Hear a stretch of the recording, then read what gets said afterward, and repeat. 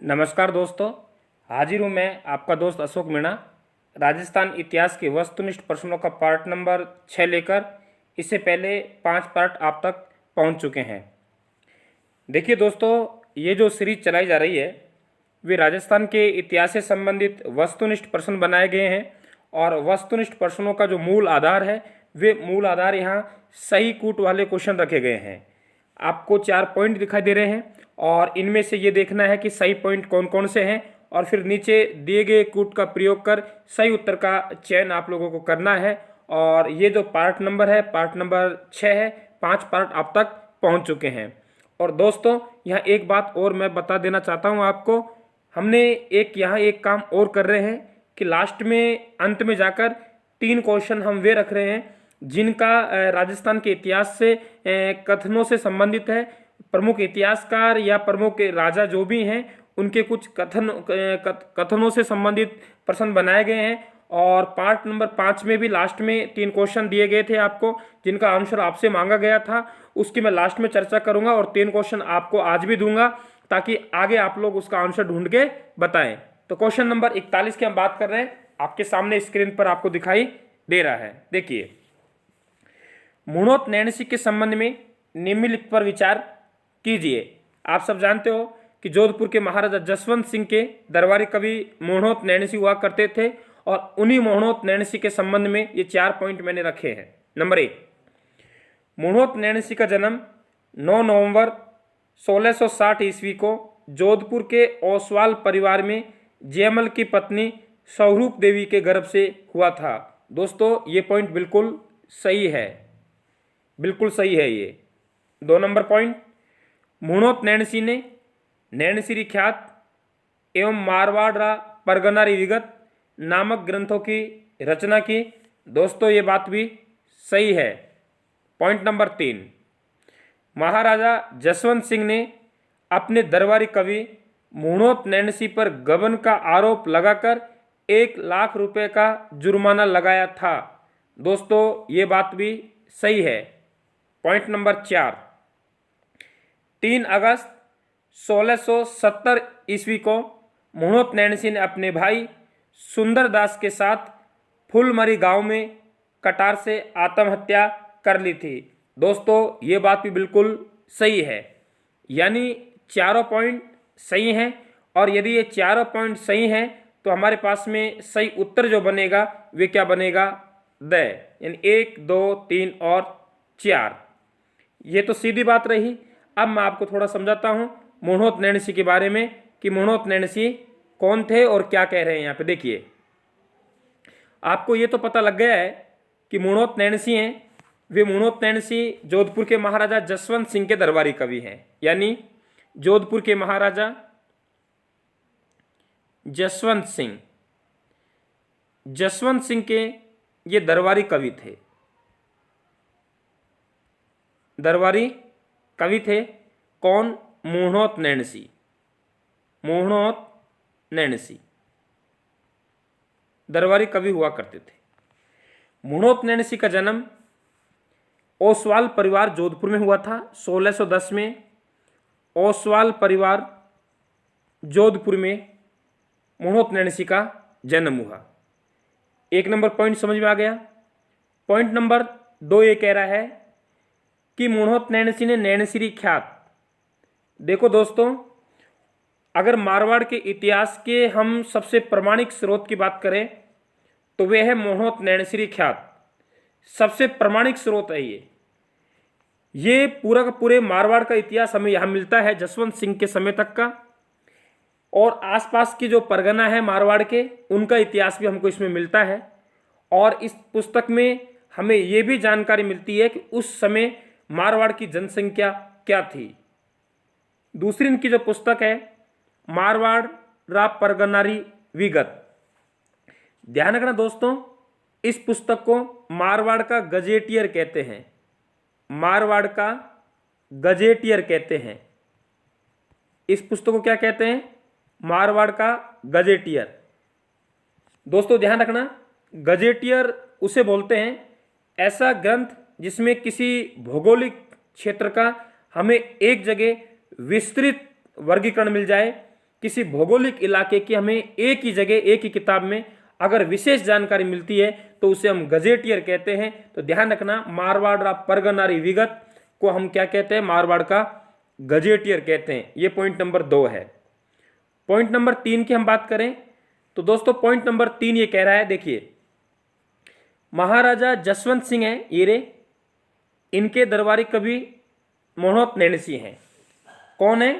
मुहणोत नैणसी है। ऐसी जानकारी मिलती है कि औरंगजेब ने जसवंत सिंह को शिवाजी के दमन के लिए दक्षिण में औरंगाबाद भेजा। उसी समय नैणसी और उसका भाई सुंदरदास महाराजा के साथ गए थे।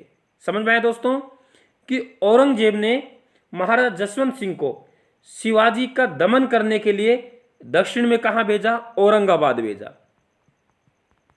औरंगाबाद भेजा तो जब जसवंत सिंह गए तो इनके साथ में मुहणोत नैणसी भी गए और मुहणोत नैणसी के भाई सुंदरदास भी गए थे, चले गए। लेकिन इन दोनों पर जसवंत सिंह ने गबन का आरोप लगाया था और गबन का आरोप लगा के 1 लाख रुपए का जुर्माना इनके ऊपर लगाया। इन दोनों ने स्पष्ट रूप से मना कर दिया कि हम कोई किसी प्रकार का जुर्माना नहीं देंगे। तो इसी पर जसवंत सिंह ने इन दोनों को जोधपुर भेजने का आदेश दिया। दोस्तों रास्ते में इन्होंने 3 अगस्त 1670 ईस्वी को एक गांव पड़ता है फुलमरी गांव, फुलमरी गांव में कटार से आत्महत्या कर ली थी। तो ये पॉइंट नंबर 3 और पॉइंट नंबर 4 कह रहा है। तो दोस्तों क्वेश्चन नंबर 41 बहुत अच्छी तरीके से आपके समझ में आ गया होगा। क्वेश्चन नंबर 42 की हम बात करें, महाराजा अजीत सिंह के संबंध में 4 पॉइंट दे रखे हैं और उनमें से हमें देखना है कि इसमें सही पॉइंट कौन से हैं। देखिए बहुत अच्छी तरीके से आपको समझना है। महाराजा अजीत सिंह के संबंध में 4 पॉइंट। पहला पॉइंट आपको समझा रहा हूं। नंबर 1, महाराजा जसवंत सिंह के निधन के बाद उनकी पत्नी जादम ने 19 फरवरी 1678 ईस्वी में अजीत सिंह को जन्म दिया था। दोस्तों ये बात गलत है। ये बात गलत है। गलत क्यों है कि महाराजा जसवंत सिंह के निधन के बाद महाराजा जसवंत सिंह का जो निधन हुआ वे निधन 28 नवंबर 1678 ईस्वी को हुआ। यानी नवंबर का महीना था और नवंबर बात करें 1678 ईस्वी, तो 1678 ईस्वी को जसवंत सिंह का निधन हुआ। तब दोस्तों जसवंत सिंह का निधन हुआ तो इनकी जो रानी थी वे रानी गर्भवती थी। गर्भवती थी तो इनके मरने के बाद में पुत्र का जन्म हुआ। दोस्तों मैंने क्या लिख रखा है? 1678। 1678 नहीं, ध्यान रखना 1600, हम 79 की बात करें कि 1679 में यहाँ जन्म होगा, 79 में। क्लियर? मैंने 78 दे रखा, 78 गलत है क्योंकि नवंबर 1678 में तो जसवंत सिंह का निधन हुआ है और निधन के समय इनकी जो रानी थी वे रानी क्या थी? गर्भवती थी। तो तय मानो कि 78 में जन्म नहीं होगा। जन्म कब हुआ? 79 में। इसलिए ये 1 नंबर जो पॉइंट दिखाई दे रहा है आपको, 1 नंबर पॉइंट गलत है। 2 नंबर की हम बात करें, ये तो गलत हो गया। 2 नंबर, अजीत सिंह के जन्म के समय वे जसवंत सिंह के निधन के बाद औरंगजेब ने जोधपुर राज्य को 36 लाख रुपए की पेशकशी पर अमर सिंह का पौत्र इंद्र सिंह को दिया था। दोस्तों ये बात बिल्कुल सही है, अभी समझाऊंगा मैं आपको। 2 नंबर पॉइंट बिल्कुल सही है। पॉइंट नंबर 3 की हम बात करें तो पॉइंट नंबर 3 ये कह रहा है, अजीत सिंह की मां का निधन उसे जन्म देने के बाद हो गया था, इसलिए उनकी दाई मां गोरा थी और इस गोरा दाई को मारवाड़ की पन्ना कहा जाता है। बिल्कुल दोस्तों ये बात भी सही है। पॉइंट नंबर 4 की हम बात करें, अजीत सिंह ने जोधपुर के नायब फौजदार जाफर कुली को पराजित करके 12 मार्च 1707 ईस्वी में अपने पैतृक राज्य पर कब्जा किया था। दोस्तों ये बात भी सही है। तो हमारे पास में 1 नंबर गलत है, 2, 3 और 4 सही है। इसका मतलब इसमें सही उत्तर क्या आएगा? ए। क्लियर हुआ? ये तो एक चारों पॉइंटों को हमने बात की, 1 नंबर पॉइंट गलत था और 2, 3 और 4 सही थे। अब इन्हीं पॉइंटों के बारे में मैं आपको थोड़ा विस्तार से समझाता हूं। देखिए, महाराजा जसवंत सिंह, महाराजा जसवंत सिंह, ये रहे महाराजा जसवंत सिंह, इनका निधन हुआ 1678 ईस्वी में, ये हम पढ़ चुके हैं। इनके निधन के समय इनके 2 रानियां गर्भवती थी। नंबर 1 जादम और नंबर 2 नरुकी। 2 रानियां गर्भवती थी। एक बात मैं थोड़ा सा यहाँ आपको बहुत अच्छी तरीके से स्पष्ट करना चाहूँगा, क्योंकि हम लोग सब ये पढ़ते हैं कि महाराजा जसवंत सिंह का जब निधन हुआ तो इनके कोई संतान नहीं थी।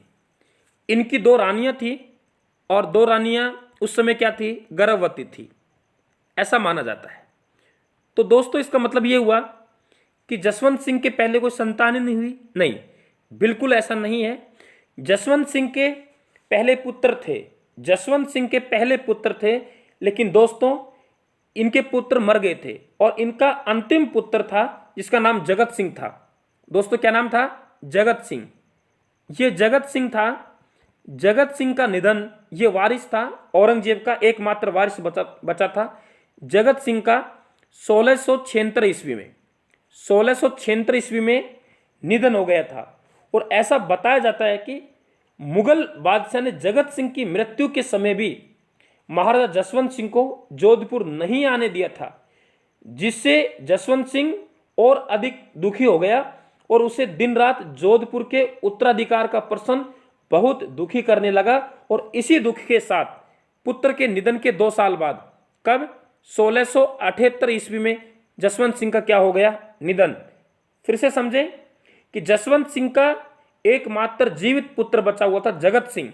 वे जगत सिंह भी 1676 में मर चुका था और इसके अंतिम दर्शन के लिए भी नहीं आने दिया जसवंत सिंह को। इतने दुखी हो गए कि 2 साल बाद खुद जसवंत सिंह का निधन हो गया। और जसवंत सिंह का निधन हुआ दोस्तों, तो ध्यान रखना, इनकी 2 रानियां जादम और नरु की क्या थी? गर्भवती। समझ में आया? देखिए, एक है जादम, ये रही, और एक है नरु की। जादम और नरु की। अब क्या होता है? दोनों रानियां गर्भवती हैं। जब दोनों रानियां गर्भवती हैं तो इन्हें वहां से लाया गया। वहां से जामरूद अफगानिस्तान से इन्हें राठौड़ों का दल लेके वहां से रवाना हुआ, क्योंकि जसवंत सिंह का निधन हो चुका था। तो हुआ क्या? तब इन्होंने अटक नदी को पार किया और लाहौर में अपना पड़ाव डाला। तो लाहौर में अपना पड़ाव डाला यहीं पर 19 फरवरी। कहाँ पे? लाहौर में। 19 फरवरी 1679 में जादम और नरुकी ने, कहाँ? लाहौर में, 2 पुत्रों को जन्म दिया। जादम ने जन्म दिया अजीत सिंह को। दोस्तों किसको जन्म दिया? अजीत सिंह को। और नरुकी ने जन्म दिया दल थम्मन को। दल थम्मन को। ध्यान रखना, लाहौर में जन्म हुआ है। जादम ने अजीत सिंह को, नरुकी ने दल थम्मन को। एकदम क्लियर? लेकिन ऐसा माना जाता है कि जन्म देने के बाद में ये जादम भी मर गई, नरुकी भी मर गई और दल थम्मन भी मर गया। यानी अजीत सिंह का जन्म तो हो गया है, अजीत सिंह का जन्म तो हो गया, लेकिन अजीत सिंह की माँ जादम मर चुकी है, इसलिए इनका लालन पालन किया जाएगा। वे किसके द्वारा किया जाएगा? गोरा के द्वारा। तो गोरा इनकी क्या हो गई? दहाई माँ। और मारवाड़ में दहाई माँ कौन थी? सॉरी, मेवाड़ की हम बात करें तो मेवाड़ में दहाई माँ कौन थी? पन्ना दहाई, जो उदय सिंह की रक्षा करेगी। इसलिए गोरा को मारवाड़ की पन्ना दहाई कहा जाता है। और ध्यान रखना दोस्तों, यहीं से एक पॉइंट और निकलेगा। तब जसवंत सिंह का निधन हुआ, और निधन हुआ तो देखो 2 बात चलेंगी यहाँ। नंबर 1, जसवंत सिंह का जब निधन हुआ तो जोधपुर का जो राज्य है, जोधपुर का राज्य, और दूसरी तरफ देखें अजीत सिंह, इधर अजीत सिंह का जन्म हुआ, ये रहा। जैसे अजीत सिंह का जन्म हुआ तो इस बात का पता तब बादशाह को चला, तो बादशाह ने मुस्कुराते हुए एक बात कही थी, बंदा कुछ सोचता और है और खुदा उससे ठीक उल्टा करता है। अब क्या हुआ, अजीत सिंह छोटा है, इसे दिल्ली ले जाया जाएगा, बाद में भटकता रहेगा। अब जोधपुर में क्या होगा, औरंगजेब, यहाँ आपको मैंने अमर सिंह राठौड़ बताया था, अमर सिंह राठौड़ जसवंत सिंह का भाई था और गज सिंह का पुत्र था। इस अमर सिंह राठौड़ के एक पौत्र हुआ करते थे, इनका नाम था इंदर सिंह राठौड़, और इंदर सिंह राठौड़ दिल्ली दरबार में रहता था मुगलों की सेवा में। तो जसवंत सिंह के निधन पर औरंगजेब ने क्या किया कि जोधपुर को 36 लाख रुपए के बदले में, कितने लाख रुपए, 36 लाख रुपए पेशकशी के बदले में अमर सिंह राठौड़ के पुत्र किसको दिया था, इंदर सिंह राठौड़ को। अब दोस्तों उस क्वेश्चन को दोबारा समझ लीजिए, आपके समझ में आ जाएगा। देखिए, नंबर 1, महाराजा जसवंत सिंह के निधन के बाद उनकी पत्नी जादम ने 19 फरवरी 1678 ईस्वी में अजीत सिंह को जन्म दिया। दोस्तों ये गलत था, क्योंकि यहां क्या आएगा, 1679 आएगा। दूसरा पॉइंट, अजीत सिंह के जन्म के समय वे जसवंत सिंह के निधन के बाद औरंगजेब ने जोधपुर राज्य को 36 लाख रुपए की पेशकशी पर अमर सिंह का पौत्र इंदर सिंह को दिया था, अभी मैंने समझाया है। तीसरा नंबर पॉइंट, अजीत सिंह की मां का निधन उसे जन्म देने के बाद हो गया था, इसलिए उनकी दाई मां गोरा थी। इस गोरा दाई को मारवाड़ की पन्ना कहा जाता है, मैंने समझाया अभी आपको। पॉइंट नंबर 4, अजीत सिंह ने जोधपुर के नायब फौजदार जाफर कुली को पराजित करके 12 मार्च 1707 ईस्वी में अपने पैतृक राज्य पर कब्जा किया था। दोस्तों ध्यान रखना, ऊपर मेरा लिखा हुआ है अमर सिंह राठौड़ के पौत्र इंदर सिंह को जोधपुर दिया गया था। यह बात 1678 ईस्वी की है और हम लोग बात कर रहे हैं अब 1707 ईस्वी में, यानी अजीत सिंह तब जोधपुर पे कब्जा करेगा, तब बड़ा हो जाएगा, जवान हो जाएगा, तो जोधपुर पर कब्जा करेगा। तो ध्यान रखना, उस समय जो जोधपुर के नायब फौजदार हैं उनका नाम क्या है, जाफर कुली। जाफर कुली को पराजित करके जोधपुर पर अपना अधिकार स्थापित करेगा, यह पॉइंट नंबर 4 कह रहा है। तो दोस्तों 42 नंबर क्वेश्चन भी आपके बहुत अच्छी तरीके से समझ में आ गया होगा। देखिए क्वेश्चन नंबर 43, पॉइंट नंबर 1 क्या कह रहा है उसकी हम चर्चा कर लें। दुर्गादास राठौड़, आप सब जानते हो दुर्गादास राठौड़ कौन था। दुर्गादास राठौड़ के सहयोग से ही अजीत सिंह जोधपुर की गद्दी पर बैठा था, आप सब जानते हैं। इसी के संबंध में मैंने 4 पॉइंट लिखे हैं। पॉइंट नंबर 1, दुर्गादास राठौड़ को कर्नल जेम्स टोड ने राठौड़ों का यूलिसेस कहा है। दोस्तों ये बात बिल्कुल सही है। पॉइंट नंबर 2, दुर्गादास राठौड़ को मारवाड़ का अणबिंदिया मोती, मारवाड़ का उद्धारक आदि नामों से जाना जाता है। दोस्तों ये बात भी बिल्कुल सही है, ये बात भी बिल्कुल सही है। पॉइंट नंबर हम 3 की बात करें तो पॉइंट नंबर 3, दुर्गादास राठौड़ को महाराजा अजीत सिंह ने अपने राज्य से निष्कासित कर दिया था। दोस्तों यहां तक तो बात सही है कि राजा बनने के बाद में दुर्गादास राठौड़ को महाराजा अजीत सिंह ने अपने राज्य से निष्कासित कर दिया था, जिसे मेवाड़ के महाराणा जगत सिंह द्वितीय ने शरण दी थी। दोस्तों मेवाड़ के महाराणा ने शरण जरूर दी थी, लेकिन जगत सिंह द्वितीय ने शरण नहीं दी। जगत सिंह द्वितीय ने शरण नहीं दी, अमर सिंह द्वितीय ने शरण दी। दोस्तों किसने, अमर सिंह द्वितीय ने, अमर सिंह सेकंड ने शरण दी थी। एकदम क्लियर हुआ, एकदम क्लियर ना, बिल्कुल दोबारा समझ लो। दुर्गादास राठौड़ को महाराजा अजीत सिंह ने अपने राज्य से निष्कासित कर दिया था, जिसे मेवाड़ के महाराणा जगत सिंह द्वितीय ने शरण नहीं दी थी, अमर सिंह द्वितीय ने शरण दी थी। दोस्तों इसलिए पॉइंट नंबर 3 गलत है। पॉइंट नंबर 4, दुर्गादास राठौड़ का निधन 22 नवंबर 1678 ईस्वी को हुआ। दोस्तों ये बात सही है, 1678 ईस्वी को हुआ। लेकिन आगे लिख रखा है पाली में। दोस्तों पाली में नहीं हुआ, इनका जो निधन हुआ वे निधन कहाँ हुआ? उज्जैन में हुआ। निधन कहाँ हुआ? उज्जैन में हुआ। इसका मतलब पॉइंट नंबर 4 भी गलत है। तो हमारे पास में सही उत्तर आएगा वे क्या आएगा? ए, क्योंकि उसमें क्या है? 1 और 2। क्या है? 1 और 2। एकदम क्लियर। देखिए ये 43 नंबर क्वेश्चन हमारा यहां हो गया, लेकिन थोड़ा सा मैं आप लोगों को इसके बारे में विस्तार चर्चा करना चाहता हूं। देखिए दोस्तों, दुर्गादास राठौड़ का बड़ा महत्व है मारवाड़ के इतिहास में, इसलिए आपको 2-3 बातें यहां ध्यान रखनी है। एक तो इनका जन्म, दुर्गादास राठौड़ का जब जन्म हुआ तो जन्म हुआ था 13 अगस्त को। महीना कौन सा? अगस्त का। 13 अगस्त 1638 ईस्वी को इनका जन्म हुआ। जन्म कहाँ हुआ? जोधपुर में। जोधपुर में एक गांव पड़ता है सालवा गांव। दोस्तों कौन सा गांव है? सालवा गांव। सालवा गांव में इनका जन्म हुआ था। कहाँ? जोधपुर में। तो ये आप लोग ध्यान रखें।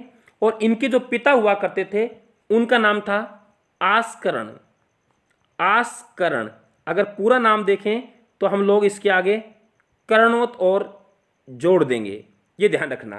तो दुर्गादास राठौड़ आपकी जानकारी में जरूर होना चाहिए, क्योंकि दुर्गादास राठौड़ से सवाल बहुत आते हैं। थोड़ी सी कहानी मैं इनकी बता दूं आपको, ये तो आपको पता लग गया। दुर्गादास राठौड़ का जन्म 13 अगस्त 1638 ईस्वी को जोधपुर रियासत के सालवा गांव के ठाकुर आस्करण कर्णोत के घर में हुआ था।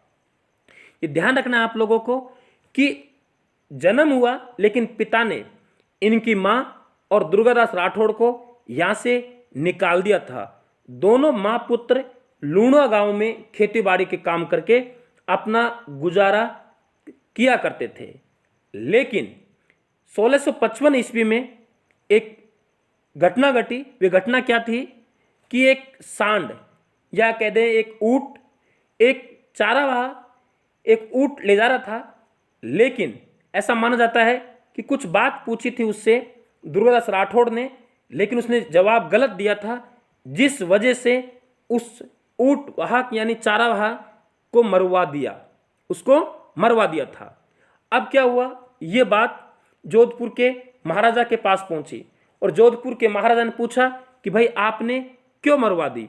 तो उन्होंने कहा कि उन्होंने जोधपुर के बारे में गलत बात बोली थी। तो ऐसी कहानी चली और ऐसी कहानी पर जो जोधपुर के महाराजा हैं उन्होंने एक बात कही थी आस्करण से कि आपने जिस पुत्र को घर से बाहर निकाल रखा है, ध्यान रखना वे पुत्र आने वाले समय में कभी जरूरत पड़ेगी जोधपुर को, यही पुत्र है जो किसी समय डगमगाते हुए मारवाड़ को कंधा देगा। और दोस्तों इसी पुत्र ने डगमगाते हुए मारवाड़ को कंधा दिया और अजीत सिंह को सुरक्षा प्रदान करके उसे गद्दी पर बिठाया था। लेकिन जैसे ही राजा बना अजीत सिंह, तो अजीत सिंह ने इन्हें यहां से निकाल दिया था। और निकालने के बाद में ये कहाँ गए दोस्तों? मेवाड़ गए थे। और मेवाड़ में जैसे ही गए तो मेवाड़ के महाराणा हुआ करते थे उस समय, उनका नाम क्या था? महाराणा अमर सिंह द्वितीय। महाराणा अमर सिंह ने न केवल इनको शरण दी थी, ध्यान रखना महाराणा ने इन्हें एक जागीर भी दी थी, और उस जागीर का नाम क्या है? विजयपुर की जागीर। और दोस्तों इनका जो अंतिम समय बीता वे अंतिम समय उज्जैन में बीता। उज्जैन में क्षिप्रा नदी के किनारे इनका वहां दाह संस्कार किया गया था, वहीं पे उनका निधन हुआ था और वहीं पे उनकी छतरी बनी हुई है। इसलिए यहां पॉइंट दे रखा है पाली। दोस्तों पाली गलत है। तो आपको दुर्गादास राठौड़ बहुत अच्छी तरीके से आपको आना चाहिए। एकदम क्लियर हुआ दोस्तों? एकदम क्लियर। ये पॉइंट भी सही, ये पॉइंट भी सही था। गड़बड़ कहां थी? जगत सिंह द्वितीय नहीं, अमर सिंह द्वितीय। और पॉइंट नंबर 4 में गड़बड़ कहां है? पाली में। पाली नहीं दोस्तों, उज्जैन। इसलिए 3 और 4 गलत थे और ए ऑप्शन सही था। यह हमारा 43 नंबर क्वेश्चन कह रहा था। क्वेश्चन नंबर 44 की हम बात करें, आपको सामने स्क्रीन पर दिखाई दे रहा है। पॉइंट नंबर 1, महाराजा अभय सिंह गुजरात में सरबुलंद के विद्रोह को दबाकर वहां से शंभुबाण तोप को जोधपुर लाया था। बिल्कुल दोस्तों ये बात सही है।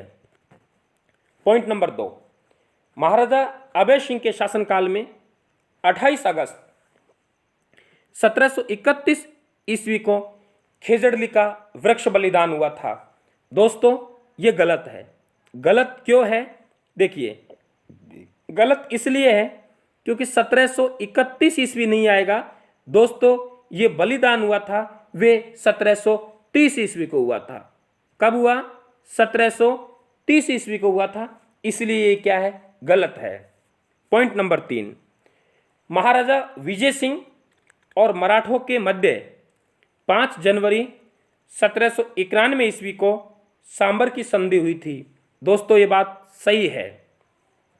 पॉइंट नंबर 4, कवि श्यामल दास ने महाराजा विजय सिंह को जहांगीर का नमूना तथा गुलाब राय को मारवाड़ की नूरजहाँ कहा है। दोस्तों ये बात ही बिल्कुल सही है। तो यदि हम लोग इसमें देखें तो हमारे पास में 1 नंबर सही, 2 नंबर गलत, 3 और 4 नंबर सही। इसका मतलब आंसर क्या आएगा? स। थोड़ी सी मैं आपको बात बता दूं। देखिए, पॉइंट नंबर 1 हमें ज़्यादा कोई विशेष बात नहीं बन रही यहाँ पे। पॉइंट नंबर 2 आप सब जानते हो कि जोधपुर के महाराजा अभय सिंह महलों के निर्माण करवा रहा था और निर्माण के लिए चूने की आवश्यकता थी। तो उन्होंने क्या किया? इनके एक आदमी हुआ करते थे, इनके हाकिम हुआ करते थे, उनका नाम है गिरधारी दास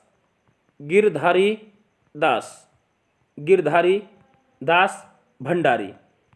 गिरधारी दास भंडारी को आदेश दिया कि आप ईंधन के लिए लकड़ी लेके आए। तो गिरधारी दास भंडारी एक गांव में पहुंचा और उस गांव का नाम क्या है? खेजड़ली गांव में पहुंचा और वहां खेजड़ी के पेड़ों को काटना शुरू किया। तो वहां एक विश्नोई समाज की एक महिला थी, उनका नाम था अमृता देवी और इनके पति रामो विश्नोई। इन दोनों के नेतृत्व में 28 अगस्त 1730 ईस्वी को 363 स्त्री पुरुष यहाँ शहीद हो गए, वृक्षों की रक्षा के लिए अपना प्राण न्यौछावर कर दिए। दोस्तों इसे कहते हैं खेजड़ली का वृक्ष बलिदान। लेकिन अपन ने यहाँ जो पॉइंट लिखा है वे क्या दिया है? 1731 ईस्वी। 31 नहीं दोस्तों, ये क्या आएगा? 30 आएगा। पॉइंट नंबर 3, महाराजा विजय सिंह और मराठों के मध्य 5 जनवरी 1791 ईस्वी को सांबर की संधि हुई थी। दोस्तों आप सब जानते हो कि सांबर झील में नमक उत्पादन होता है। इस संधि का मतलब ये हुआ कि महाराजा विजय सिंह और मराठों के मध्य जब सांबर की संधि हुई तो इस पे जो नमक बनाने का अधिकार दिया वे मराठों को दे दिया गया था। तो ये कोई विशेष बात नहीं है, इतना ही ध्यान रखना है कि संधि हुई। तो ये हमारा पॉइंट नंबर 3 है। पॉइंट नंबर 4, महाराजा विजय सिंह, जोधपुर के महाराजा विजय सिंह होते थे और विजय सिंह की एक पासवान रानी होती थी। उस पासवान रानी का नाम क्या था? गुलाब राय।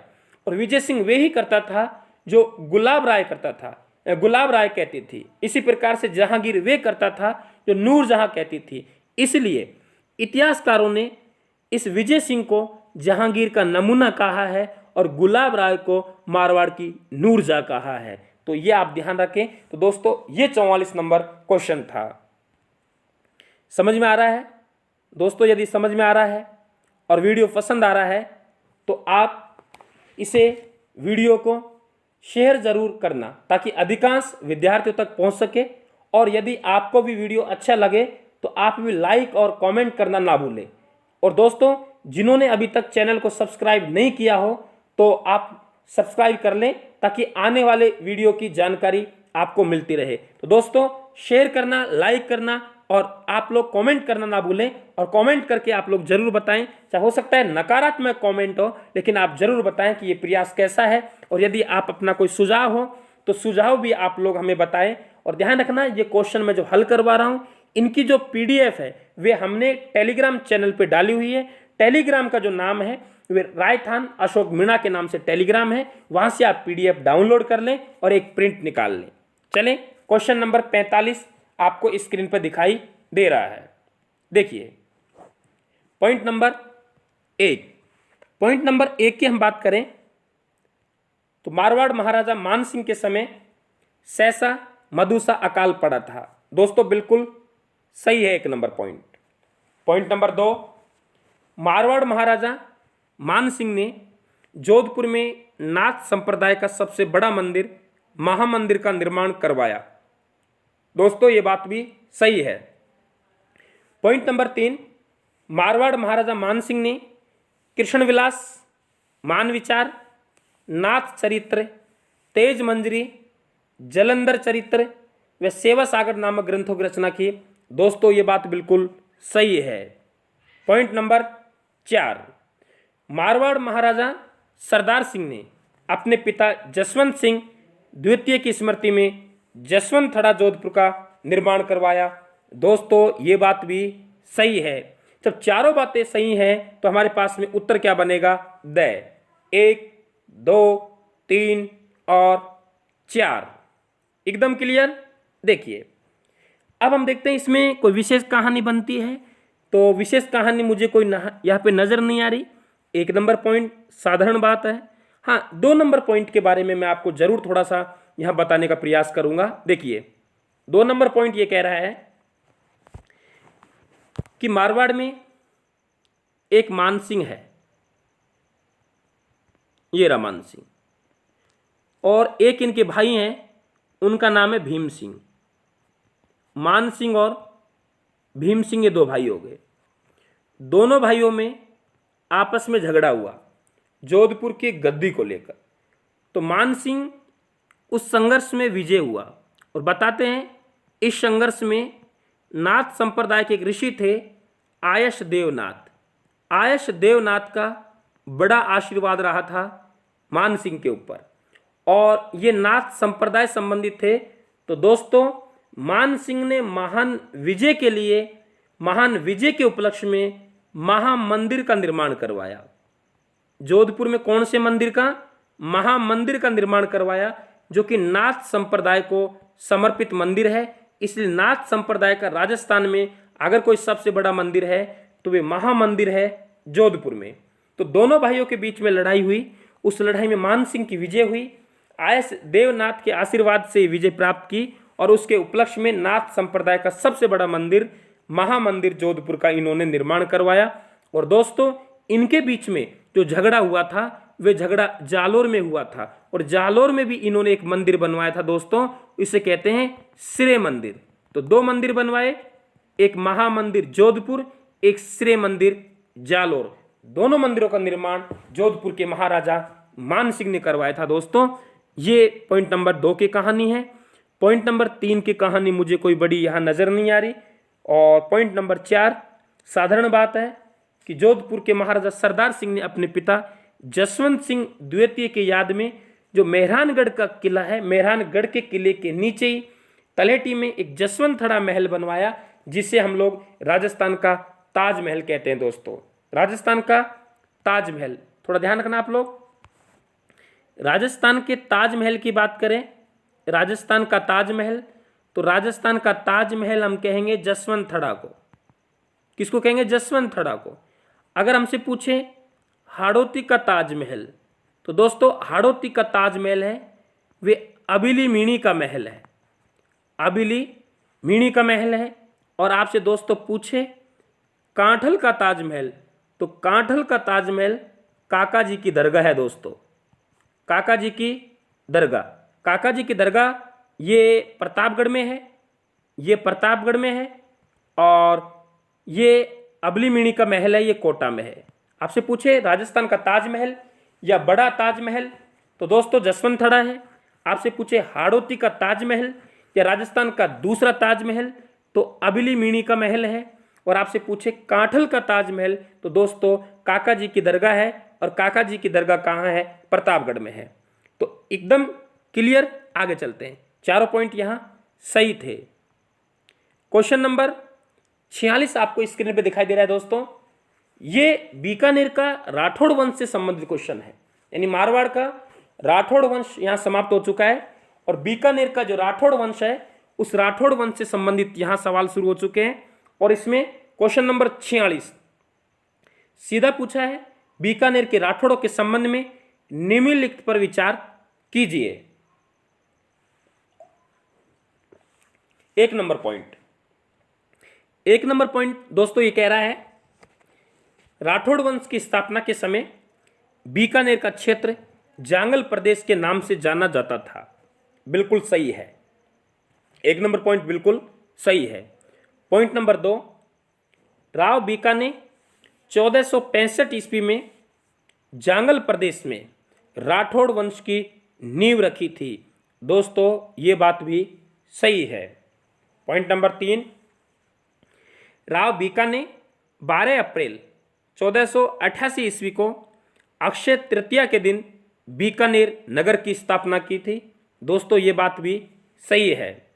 पॉइंट नंबर 4, राव बीका के निधन के बाद 1504 ईस्वी में उनका पुत्र राव लूणकरण राजा बना था। दोस्तों ये बात गलत है, ये बात गलत है, और गलत यह है कि लूणकरण राजा नहीं बना। इनके निधन के तुरंत बाद जो राजा बनेगा वे था इनका पुत्र, इनका नाम है राव नरा। क्या नाम है? राव नरा। तो 1 नंबर सही, 2 नंबर सही, 3 नंबर सही। इसका मतलब उत्तर क्या बनेगा? ब। क्लियर? ये तो एक छोटी सी कहानी होगी। अब मैं आपको समझाता हूं कि ये किस प्रकार से ये बातें हैं, और एक ही कहानी से मैं ये चारों ऑप्शनों को यहां से निकाल दूंगा। देखिए, हम बात करें जोधपुर की। जोधपुर में राव जोधा था, राव जोधा। ये राव जोधा जोधपुर का शासक था, और इनका एक पुत्र था सातल देव। सातल देव, ये सातल देव छोटा था, किंतु ये जोधपुर की गद्दी पर बैठा, जोधपुर का राजा बना। और राव जोधा का बड़ा पुत्र था, उनका नाम था राव बीका। दोस्तों क्या नाम था? राव बीका। एक सातल देव की जो माँ थी उनका नाम जासम दे था, और राव बीका की माँ थी उनका नाम नोरंग दे था। यानी जासम दे के पुत्र हैं जिनका नाम क्या है? सातल देव को राव जोधा ने जोधपुर का उत्तराधिकारी घोषित किया था। तो सातल देव तो जोधपुर की गद्दी पर बैठेगा, और दूसरी पत्नी नोरंग दे का जो पुत्र है उनका नाम क्या है? राव बीका। राव बीका अपने भाई के लिए, सातल देव के लिए, पिता के वचनों के लिए जोधपुर की गद्दी का त्याग करके यहाँ से निकल गए थे। ये समझ में आ गया? यहाँ से निकल गए थे। तो ये जो आज का बीकानेर है, आज का जो बीकानेर है, उस जमाने की हम बात कर रहे हैं तो जांगल प्रदेश कहलाता था। दोस्तों क्या नाम था? जांगल प्रदेश। जांगल प्रदेश कब था? तब यहाँ राव बीका ने राठौड़ वंश की नींव रखी थी, और राठौड़ वंश की नींव 1465 ईस्वी में रख रहा है। इसका मतलब उस समय यहाँ बीकानेर नहीं था। तब राव बीका को यह पता लगा कि अब मेरा साम्राज्य यहाँ जम चुका है, अब मुझे कोई एक राजधानी बनानी चाहिए। तो इन्होंने दोस्तों क्या किया? 1465 23 साल बाद में, यानी 1488 ईस्वी में। दोस्तों कब? 1488 ईस्वी में इन्होंने बीकानेर कस्बा बसाया। बीकानेर कस्बा बसाया, यानी राठौड़ वंश की तब नींव रखी गई थी। तो दोस्तों उस समय बीकानेर नाम का कोई नगर नहीं था, जांगल प्रदेश था। बीकानेर नगर की जो स्थापना की गई है वे 1488 ईस्वी में की गई है। तो ध्यान रखना 1488 में बीकानेर आया। और जिस दिन बीकानेर की स्थापना हुई, यदि हम लोग देखें तो उस दिन आपके अक्षय तृतीया का दिन था। अक्षय तृतीया का दिन था, जिसे हम आखा तीज कहते हैं। दोस्तों क्या कहते हैं? आखा तीज। इसीलिए आज भी अक्षय तृतीया यानी आखा तीज को बीकानेर स्थापना दिवस मनाया जाता है। बीकानेर स्थापना दिवस मनाया जाता है। क्लियर हुआ? अब हम देखें राव बीका। ये राव बीका रहा। राव बीका का निधन हुआ, ये रहा। इनका निधन हुआ था 1504 में, और नींव कब रखी गई? 1465 में। तो ये इनका क्या बन गया? शासनकाल बन गया। अब इनके 2 पुत्र, सबसे बड़े पुत्र हैं उनका नाम है दोस्तों राव नरा, और दूसरे पुत्र हैं इनका नाम है दोस्तों राव लूणकरण। क्या नाम है? राव लूणकरण। अब ध्यान रखना 1504 में तब राव बीका मरा तो राव नरा राजा बना।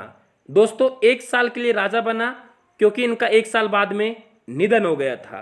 तो फिर जो राजा बना राव लूणकरण बना। कब बना? 1505 ईस्वी में और 1526 ईस्वी तक राव लूणकरण। कौन? राव लूणकरण बीकानेर के राजा रहेंगे। दोस्तों तो ध्यान रखना राव बीका के बाद में 1 साल के लिए बना राव नर्रा, लेकिन शासक जरूर बना, लेकिन राव नर्रा के कोई संतान नहीं थी, इसलिए इनके भाई और राव बीका के दूसरे पुत्र राव लूणकरण बीकानेर के शासक बने थे। दोस्तों यही कह रहा है ये क्वेश्चन, आराम से समझ लीजिए। अब एक पॉइंट, जांगल प्रदेश के नाम से जाना जाता। 1465 ईस्वी में जांगल प्रदेश में राठौड़ वंश की नींव रखी। दोस्तों ये बात सही है कि अक्षय तृतीया के दिन बीकानेर नगर की स्थापना की गई थी। दोस्तों पॉइंट नंबर 4 गलत था क्योंकि 1504 ईस्वी में पहले जो राजा बनेगा इनका पुत्र, उनका नाम राव लूणकरण नहीं है, नाम क्या था? राव नर्रा था। क्लियर? चलिए आगे। क्वेश्चन नंबर 47 आपको स्क्रीन पे दिखाई दे रहा है। बड़ा गजब का क्वेश्चन है दोस्तों, ये बहुत अच्छा क्वेश्चन यहां से बनेगा। हम लोग चर्चा कर लेते हैं। देखिए 1 नंबर पॉइंट, बहुत गजब का सवाल है यहां। नंबर 1, राव लूणकरण ने चायलवाड़ा के स्वामी पूना को पराजित किया था। दोस्तों हमें तो यही पता नहीं है कि चायलवाड़ा क्या है, लेकिन एक बार मैं बता दूं कि 1 नंबर पॉइंट बिल्कुल सही है। डिटेल से समझाऊंगा अभी। पॉइंट नंबर 2, राव लूणकरण व नारनौल के नवाब शेख अबी मीरा के मध्य 31 मार्च 1526 ईस्वी को ढोसी का युद्ध हुआ, जिसमें राव लूणकरण पराजित हुआ। दोस्तों ये बात बिल्कुल सही है। पॉइंट नंबर 3, राव लूणकरण को बीठू सूजा ने अपने ग्रंथ राव जैतसिरो छंद में कलियुग का करण कहा है। दोस्तों ये बात भी सही है। पॉइंट नंबर 4, बीकानेर में राव जैतसी का शासनकाल 1526 ईस्वी से 1540 ईस्वी तक रहा है। दोस्तों मैं पहले ही कह चुका हूं कि आप शासनकाल जरूर ध्यान रखें। एग्जामिनर आपसे शासनकाल से संबंधित सवाल कर सकता है। यह पॉइंट नंबर 4 गलत होगा। दोस्तों क्यों गलत होगा? कि राव जैतसी 1526 ईस्वी में राजा जरूर बने थे, लेकिन इनका जो निधन हुआ था ये 1542 ईस्वी आएगा। तो हमने 1542 की जगह क्या लिखा है? 1540। इसलिए पॉइंट नंबर जो 4 है वे गलत है दोस्तों।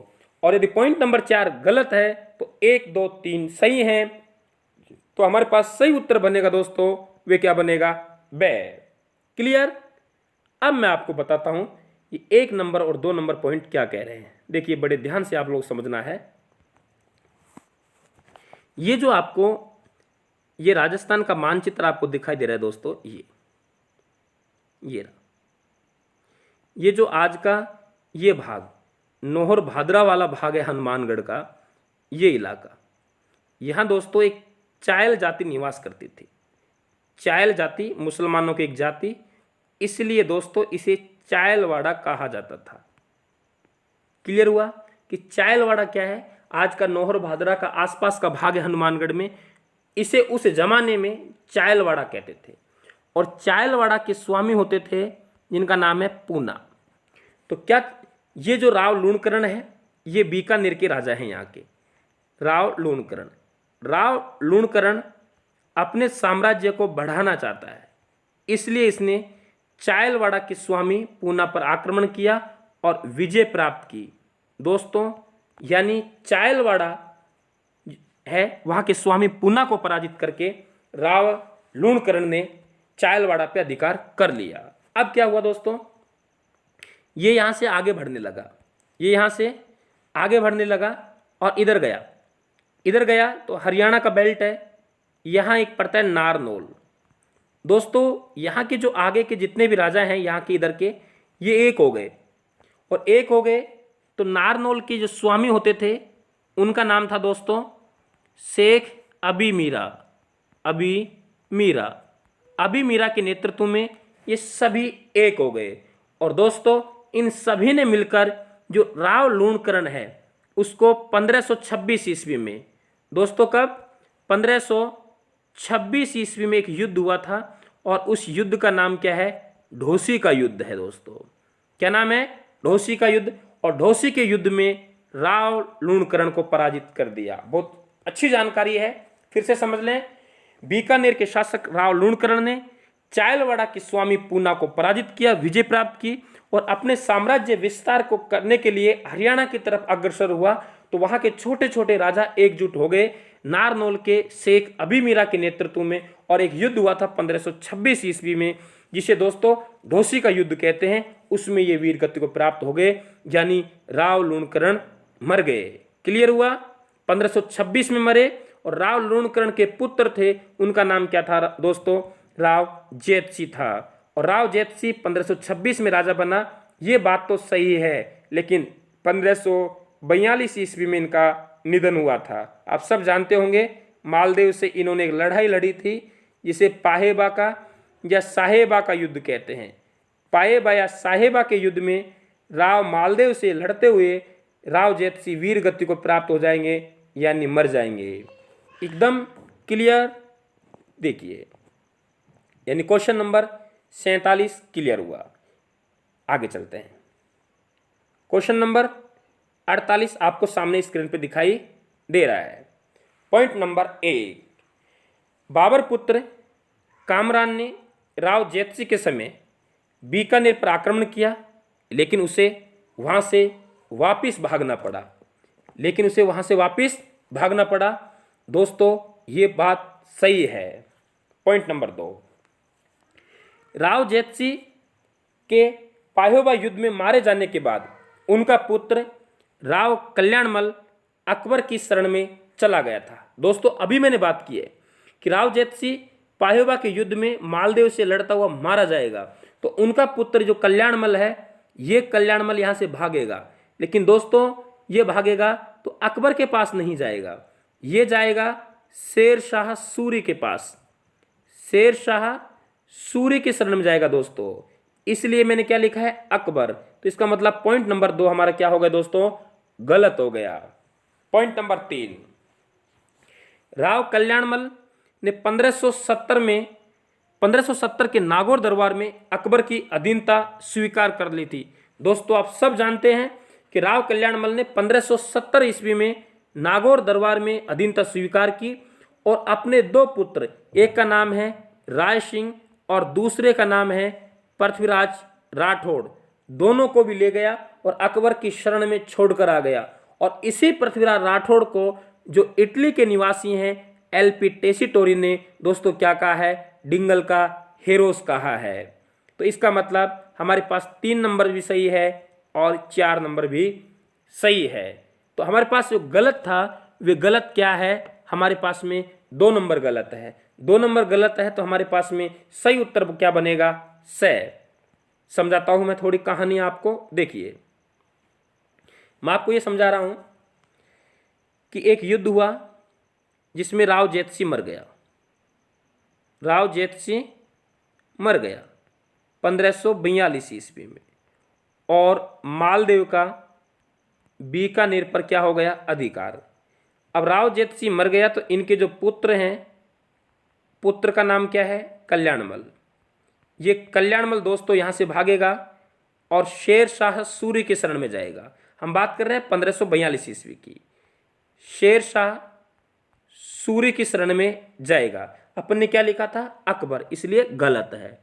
और शेर शाह सूरी ने मालदेव को दोस्तों 1544 ईस्वी में ग्रीसुमेल के युद्ध में पराजित किया था। और 1544 कब, 1544 में कल्याणमल को बीकानेर वापिस मिल गया था।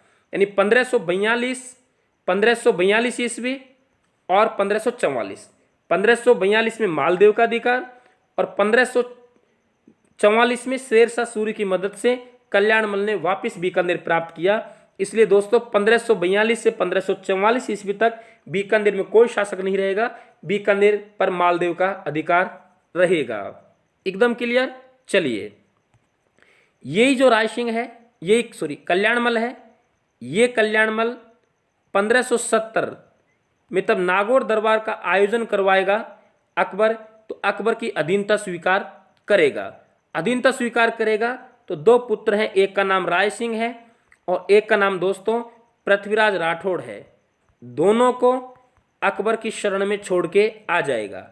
ये जो पृथ्वीराज राठौड़ है ये एक बहुत बड़े कवि थे और डिंगल भाषा के थे। दोस्तों कौन सी भाषा के थे? डिंगल भाषा के थे। डिंगल भाषा के बहुत बड़े विद्वान थे और इसीलिए ये जो डॉक्टर एल.पी. टेसीटोरी हैं दोस्तों, कौन? एल.पी. टेसीटोरी। एल.पी. टेसीटोरी ने ये कहा है कि पृथ्वीराज राठौड़ है ये डिंगल भाषा का बहुत बड़ा जानकार है। डिंगल का दोस्तों हेरोस है। ये जो हेरोस मैंने लिखा है का एक राजकुमार था दोस्तों। क्या था? राजकुमार। इटली का एक राजकुमार, उसका नाम क्या है? हेरोस। ये बहुत बड़े विद्वान थे और पृथ्वीराज राठौड़ भी बीकानेर के क्या हैं? एक राजकुमार हैं। बीकानेर के राजकुमार हैं पृथ्वीराज राठौड़ और डिंगल भाषा के जानकार हैं। इसलिए डॉक्टर एल.पी. टेसीटोरी ने इनकी तुलना इटली के राजकुमार से कर दी और उनका नाम क्या था? हेरोस। इसलिए कहा जाता है डिंगल का हेरोस। क्लियर?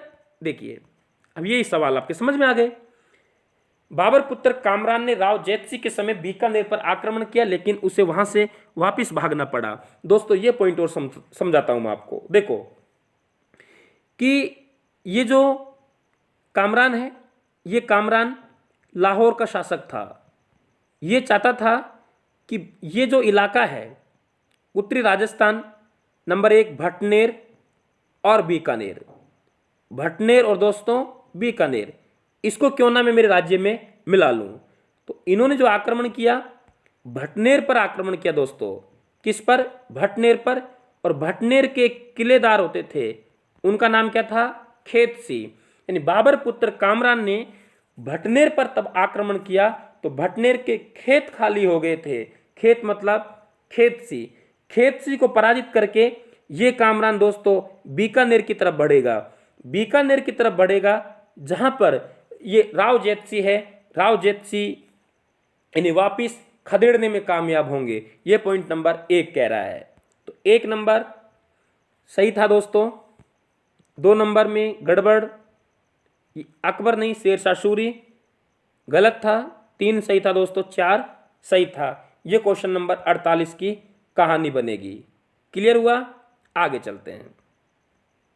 क्वेश्चन नंबर 49 देखिए, महाराजा राज सिंह के संबंध में निम्नलिखित पर विचार कीजिए। दोस्तों 1 नंबर जो पॉइंट कह रहा है उसे देख लेते हैं हम पहले। महाराजा राज सिंह का जन्म 20 जुलाई 1541 ईस्वी को राव कल्याणमल के घर में हुआ था। दोस्तों बिल्कुल सही है। और ध्यान रखना, अब महाराणा प्रताप के जन्म से ही पार पड़ने वाले नहीं है, आपको राय सिंह जैसे का भी आपको याद रखना पड़ेगा कि इनका जन्म कब हुआ। तो 1 नंबर सही। पॉइंट नंबर 2, जहांगीर ने इन्हें महाराजा की उपाधि दी थी। दोस्तों ये गलत है। गलत क्यों है? क्योंकि महाराजा की उपाधि ने दी गई थी, बिल्कुल सही है, लेकिन जहांगीर ने नहीं दी। दोस्तों किसने दी? अकबर ने। तो अकबर की जगह मैंने क्या लिखा है? जहांगीर। और जहांगीर की जगह क्या आना था? अकबर। इसलिए 2 नंबर पॉइंट हमारा क्या हो गया? गलत हो गया। पॉइंट नंबर 3 की हम बात करें दोस्तों, 1 नंबर सही था। 2 नंबर में जहांगीर की जगह अकबर आना चाहिए, गलत है। 3 नंबर, महाराजा राज सिंह के समय बीकानेर चित्रशैली की शुरुआत हुई थी। बिल्कुल बात सही है। 3 नंबर भी सही है। पॉइंट नंबर 4, महाराजा राय सिंह को मुगल साम्राज्य का स्तंभ कहा जाता था। दोस्तों ये भी सही है, क्योंकि मुगल दरबार में आमेर के मान सिंह के बाद अगर किसी राजपूत राजा का सम्मान आता था, कद आता था, तो वे कद बीकानेर के महाराजा राय सिंह का था। इसलिए इन्हें मुगल साम्राज्य के स्तंभ कहा जाता है, क्योंकि मुगल साम्राज्य को विस्तार में इनका बहुत बड़ा योगदान रहा था। तो दोस्तों 1 नंबर सही, 3 नंबर सही और 4 नंबर सही। तो इसका मतलब सही उत्तर क्या बनेगा हमारा? ब। क्लियर? चलिए आगे, इसमें कोई समझाने वाली बड़ी बात नहीं है। Question number 50। 50 का 1 नंबर पॉइंट आपको दिखाई दे रहा है। बीकानेर के महाराजा राय सिंह से संबंधित ये पॉइंट लिखे हैं मैंने 4। नंबर 1, बीकानेर महाराजा राय सिंह का शासनकाल 1574 ईस्वी से 1612 ईस्वी तक रहा है। दोस्तों ये पॉइंट सही है, मैं बार बार कह रहा हूं आपसे, शासनकाल आपको जरूर आना चाहिए, शासनकाल आपको जरूर आना चाहिए। नंबर 2, बीकानेर महाराजा राय सिंह ने वेदक वंशावली, ज्योतिष रत्नमाला तथा बाल बोधनी नामक ग्रंथों की रचना की थी। तो दोस्तों 2 नंबर पॉइंट बिल्कुल सही है। पॉइंट नंबर 3, बीकानेर महाराजा राय सिंह के समय जूनागढ़ दुर्ग में जैन मुनि केकिया ने राय सिंह प्रशस्ति लिखी। दोस्तों ये गलत है, ये गलत है, क्योंकि ये जो नाम है, ये नाम इसकी जगह आना चाहिए जयिता, जयिता आना चाहिए, क्योंकि ये भटनेर दुर्ग का शिल्पी था। कौन? केकिया। तो ध्यान रखना जयिता आना चाहिए, क्योंकि जयिता ने ये राय सिंह प्रशस्ति लिखी थी। इसलिए दोस्तों पॉइंट नंबर 3 है जो हमारा क्या हो गया? गलत हो गया। और पॉइंट नंबर 4 की हम बात करें, बीकानेर महाराजा राय सिंह का निधन दक्षिणी भारत के बुरहानपुर में 22 जनवरी 1612 ईस्वी को हुआ था। दोस्तों ये पॉइंट भी सही है। तो 1 नंबर सही, 2 नंबर सही, 3 नंबर गलत और 4 नंबर सही। तो हमारे पास में सही आंसर क्या बनेगा? स। एकदम क्लियर। बीकानेर महाराजा राय सिंह का शासनकाल बिल्कुल सही दे रखा है, उनकी पुस्तकें हैं वे बिल्कुल सही दे रखी हैं, लेकिन बीकानेर महाराजा राय सिंह के समय जो जूनागढ़ दुर्ग बना, उसका जो शिल्पी जूनागढ़ दुर्ग बना और उसमें जो राय सिंह प्रशस्ति लिखी गई थी, उसकी रचयिता मैंने गलत किया है। किया ये तो भटनेर दुर्ग के शिल्पी थे, जयिता आना चाहिए, इसलिए पॉइंट नंबर 3 गलत है दोस्तों।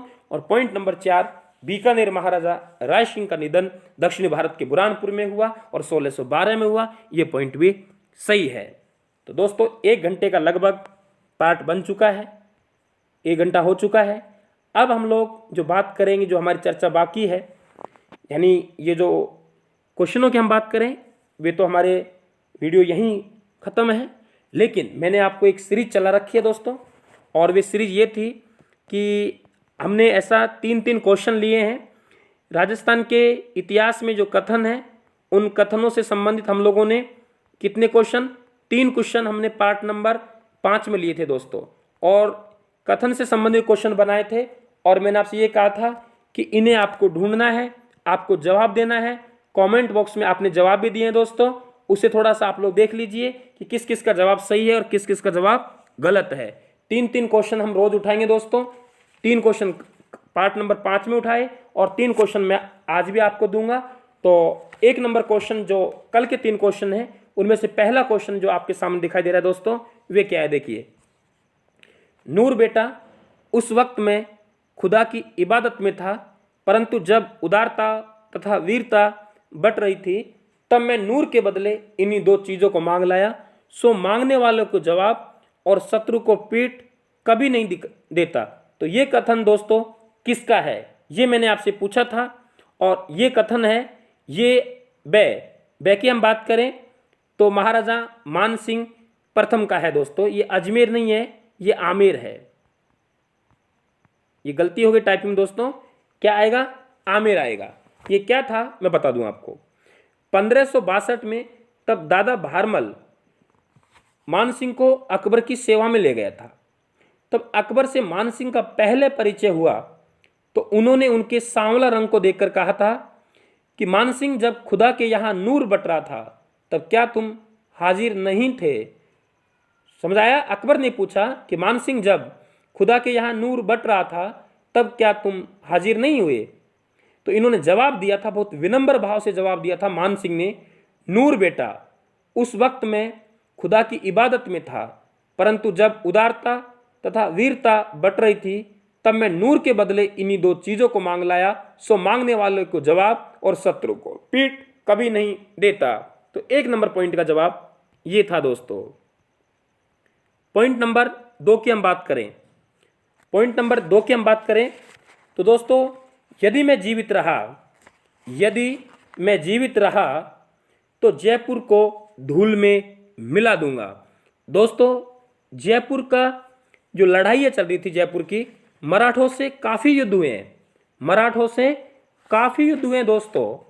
जयपुर के राजाओं के, अगर जयपुर के राजाओं से सर्वाधिक युद्ध किसी से हुए तो ये मराठों से हुए हैं दोस्तों। और ये बता दूं मैं आपको कि ये जो कथन है, ये कथन मराठा सरदार महादजी सिंधिया का है। और ये कब कहा था मैं बता दूं आप लोगों को कि आपने पढ़ा होगा तुंगा का युद्ध दोस्तों, तुंगा का युद्ध। और तुंगा का युद्ध हुआ 1787 ईस्वी में। इस युद्ध में क्या हुआ था कि जोधपुर और जयपुर की सेना ने मराठा सरदार महादजी सिंधिया को बुरी तरह से पराजित किया था। तो इन्होंने उस समय बात कही थी, यदि मैं जीवित रहा तो जयपुर को धूल में मिला दूंगा। ये बात दोस्तों इन्होंने कही थी, ये ध्यान रखना है आपको इस चीज को। और इन्होंने फिर आगे मराठों से पाटन का युद्ध लड़ा था, और पाटन के युद्ध में दोनों सेनाएं पराजित हुई थी, जयपुर और जोधपुर की। तो ये कथन है दोस्तों, ये बराबर आप ध्यान रखें, ये आपसे सवाल एग्जाम में बहुत बार पूछे गए ऐसे सवाल। 3 नंबर क्वेश्चन, जोधपुर सरकार ने नाजियों जैसा दमन शुरू किया है, नागरिक स्वतंत्रता का दमन ही तो नाजीवाद है। दोस्तों, ये कथन जयनारायण व्यास का है। तब जयनारायण व्यास को गिरफ्तार किया था, अंग्रेजों द्वारा, सरकार द्वारा इन्हें गिरफ्तार किया गया था, तब इन्होंने बात कही थी अपनी गिरफ्तारी पर कि जोधपुर सरकार ने नाजियों जैसा दमन शुरू किया है, नागरिक स्वतंत्रता का दमन ही तो नाजीवाद है। तो किसने कहा था? जयनारायण व्यास ने। तो कल के जो 3 क्वेश्चन दिए थे आपको, वे दोस्तों उनके जवाब आपने दिए, बहुत अच्छी बात है, ऐसे जवाब आप देते रहें। बिल्कुल हम सब मिलकर संघर्ष करेंगे। और आज के इस पार्ट के 3 क्वेश्चन वे दे देता हूं आपको, जो कि इस सीरीज के क्वेश्चन नंबर 4 होगा।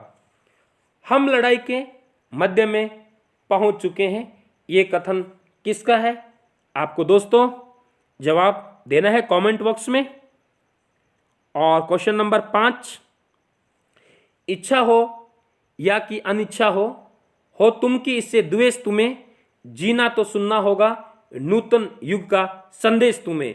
दोस्तों 4 समाचार पत्र दे रखे हैं, और 4 समाचार पत्रों में से आपको ये बताना है कि ये किस समाचार पत्र का ध्येय वाक्य था। क्वेश्चन नंबर 6, जो कि आज का क्वेश्चन नंबर 3 होगा। भारत में जन्म लेने के साथ ही जो कर्तव्य मानव जीवन के साथ अविच्छिन्न रूप से प्राप्त होते हैं, जो ऋण देश की प्रत्येक संतान पर, चाहे पुरुष हो अथवा नारी पर रहता है, उसी कर्तव्य को पूरा करने और उसी ऋण से मुक्त होने में हमारा कल्याण है। इसमें से मेरे हिस्से को मेरे लिए छोड़ दीजिए। दोस्तों ये कथन किसका है? चारों में से आपको एक का बताना है। तो 3 क्वेश्चन कल के आपको जवाब मिल गया दोस्तों। 3 क्वेश्चन आज जो मैं दे रहा हूं आपको पार्ट नंबर 6 में, उनके जवाब आपको देने हैं। गलत हो या सही हो, आपको अपना जवाब लिखना है, क्वेश्चन संख्या कोष्टक में लिखना है, डैश लगा के उसका उत्तर लिखना है, एबेसेदे जो भी है। तो दोस्तों कमेंट करके जरूर बताना है, तीनों क्वेश्चनों का उत्तर बताना है।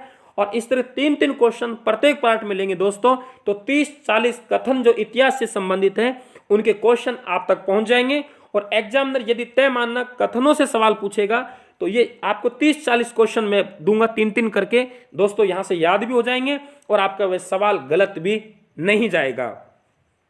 दोस्तों आपको ये वीडियो ज्यादा से ज्यादा शेयर करना है, ज्यादा से ज्यादा लाइक करना है, कमेंट करके मुझे बताना है। और आपको इस मिशन में हम सब मेरे साथ, हम लोग सब, मैं आपके साथ, आप मेरे साथ मिलकर इस लड़ाई को लड़ें। और निश्चित तौर से जो हम लोग घर बैठे हैं लॉकडाउन की वजह से, उसमें हमारी पढ़ाई जारी रहे। और सभी को पुनः एक बार नमस्कार, आप सबका बहुत बहुत धन्यवाद। पुनः मिलेंगे पार्ट नंबर 7 में। इन क्वेश्चनों का जवाब देना आपको नहीं भूलना है, जवाब जरूर देना है। सभी दोस्तों को नमस्कार, बहुत बहुत धन्यवाद।